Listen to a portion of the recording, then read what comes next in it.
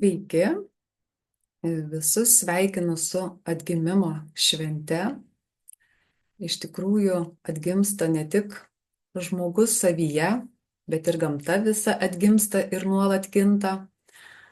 Tai ir mes atgimstame ne tik per Velykas, bet tai yra nuolatinis žmoguje procesas, kai suvokiame vien, kad esu ne tik mirtingas žmogus, bet esu sąmonė žmoguje, kuri gali sąmoningai save kurti ir vis pažinti savyje naujus ir naujus etapus. Ir per tos naujus etapus ir pamatome savyje, ką aš naujo darau, ką aš naujo jaučiu, ką aš naujo mąstau ir koks mano naujas požiūris, nauji įpročiai, viską, ką žmogus perkuria pats savyje naujai ir yra jo atgimimas. Ir tai trunka kiekvieną dieną, kad ir kažkokią naują mintį pačiam savyje suvokti naujai, jau yra atgimimas manyje.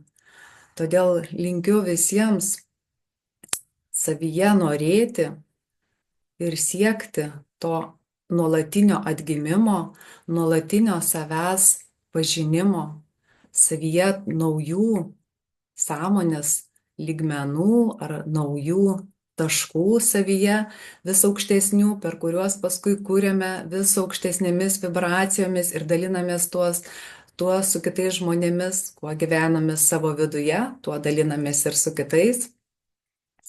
Ir pirmiausia, atkurti santykį pačiam su savimi.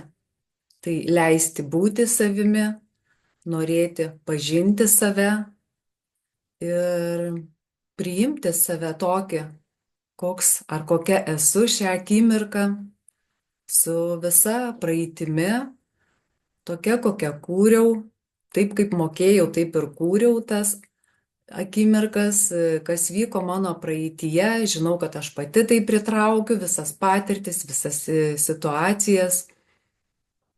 Ir tame priėmime pradėti naujai save pažinti nuo šios akimirkos. Kaip noriu kažką kurti ar be pykčio, ar jau būnant vidinėje ramybėje, stiprinti tą vidinę ramybę savyje. Ir tais laipteliais, kisdami savo viduje, kildami vis aukštyn ir aukštyn, pradėsime jausti ir dievišką energiją savyje.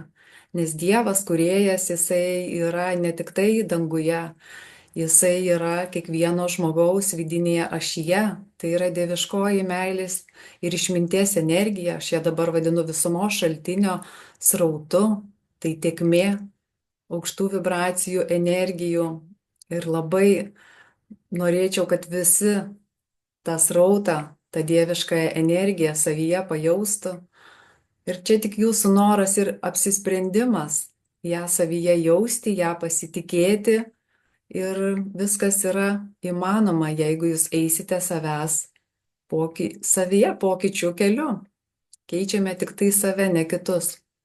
Ir tada tik tai viskas vyksta.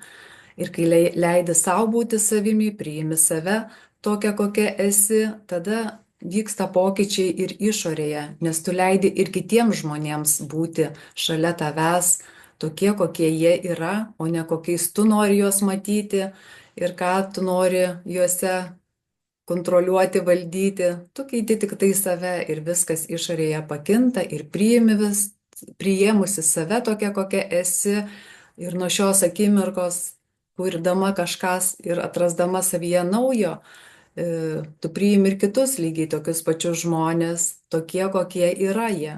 Ir taip kaip moka šią akimirką, taip ir kuria jie save.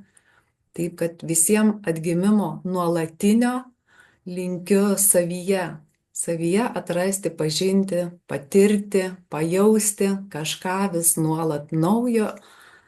Ir tai pamatysime, kiek daug žmoguje yra daug galių, daug vidinių gebėjimų ir kiek jis daug visko gali sukurti, kiek ten jame visko yra užkoduota. Tik turi žinoti, pasitikėti tuo ir išskleisti savo tą vidinę galią, o ne ieškoti kituose pagalbos, nes viskas yra kiekviename žmoguje, tik tai turime tai atrasti.